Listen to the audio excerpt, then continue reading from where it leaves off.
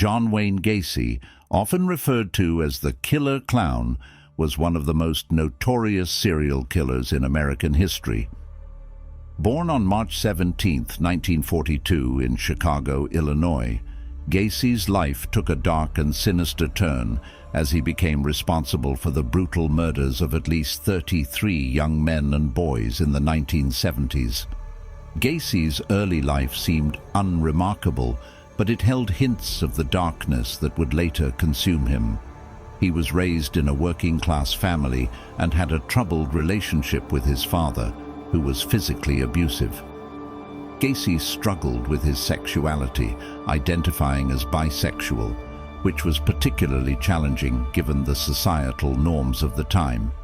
In his early adulthood, Gacy was involved in various criminal activities, including theft and a sexual assault charge in 1968, which landed him in prison for a short time. However, it wasn't until he established himself in the community as a seemingly upstanding citizen that his true nature began to emerge. Gacy had a talent for portraying himself as a respectable and successful individual. He married, had 2 children, and even became involved in local politics. His outward persona as a businessman and community leader masked his sinister double life. Behind closed doors, Gacy lured young men and boys to his home, often promising them work, money, or simply companionship. He would then sexually assault and torture them before strangling or asphyxiating them to death. Many of his victims were buried beneath his house, and others were discarded in nearby rivers. Gacy's killing spree continued for several years, with his ability to manipulate and deceive others allowing him to evade suspicion.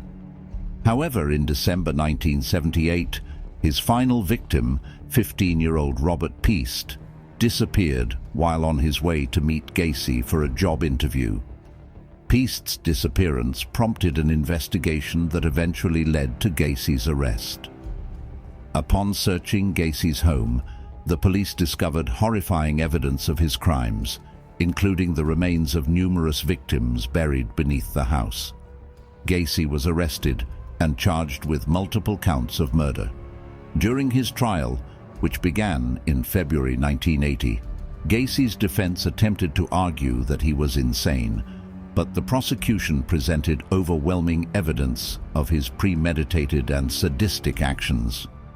In March 1980, Gacy was found guilty of all charges and sentenced to death. While on death row, Gacy became a subject of fascination for both the media and psychologists. He granted interviews and participated in documentaries, often providing chilling insights into his psyche. Gacy's alter ego, Pogo the Clown, who he occasionally portrayed at children's parties and charity events, added to the eerie and macabre aura surrounding him.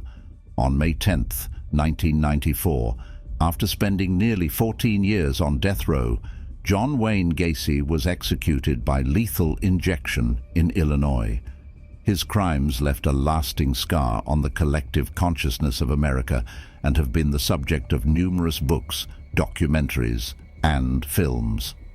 The legacy of John Wayne Gacy serves as a grim reminder of the capacity for evil that can exist in seemingly ordinary individuals. His case also highlighted the need for improved law enforcement procedures and vigilance in identifying and capturing serial killers. Gacy's crimes continue to be studied by criminologists and psychologists to better understand the mind of a serial murderer and to prevent similar horrors in the future.